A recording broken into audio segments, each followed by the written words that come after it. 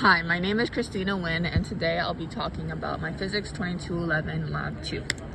So, the purpose of this lab is to observe the motion of some object falling somewhat slowly straight down from rest. The observed motion will be determined by tracker, and we will also use glow script to determine the hypothetical computational model of the ball to find its predicted motion. So we applied Newton's second law and we derived its formula, F equals ma, to get the position update formula and to get the velocity update formula. Then we put these formulas into glow script so that glow script could predict the ball's motion.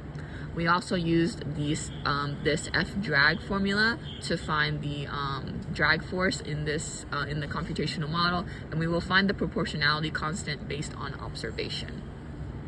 So as you can see, the experiment and computational model, kind of just displays very different results. So they kind of have a gap between the two, but they're kind of like closely aligning. So I think that's really cool. And then some potential errors could be like video distortion and manual tracking, etc.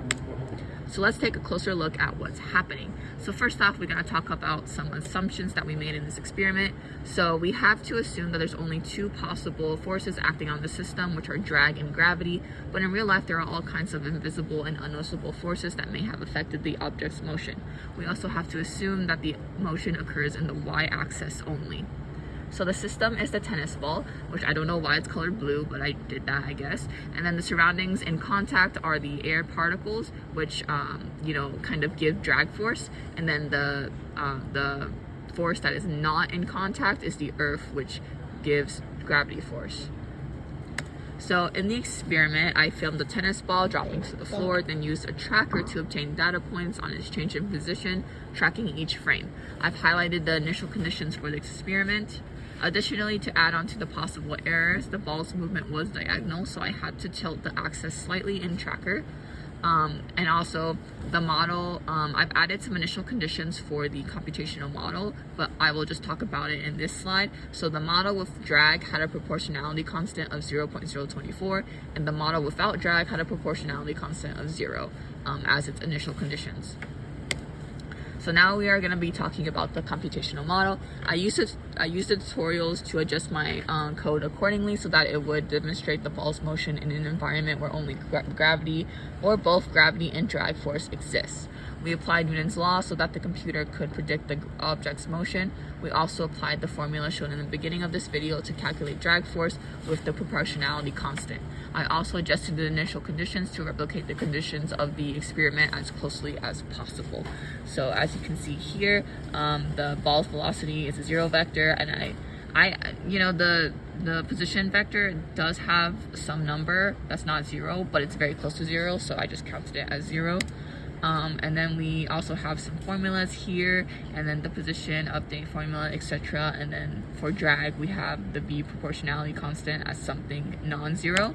And then for without drag, we have the V proportionality constant as 0. Okay, so some similarities between the two graphs is that the graphs are super close to one another, almost identical except for a slight gap. They both have a downward slope, and the position changes are taking place in the negative x direction with a non-constant velocity. The velocity is not constant because there's a net force acting on the ball, but even though they're so different, they're actually very closely aligned to each other. So the line for all three graphs contain points in different areas.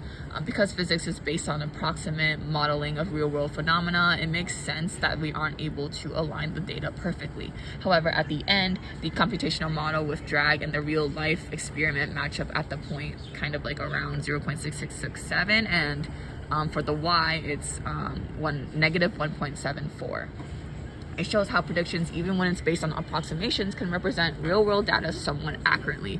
And then here are just the different graphs in tracker and glow script.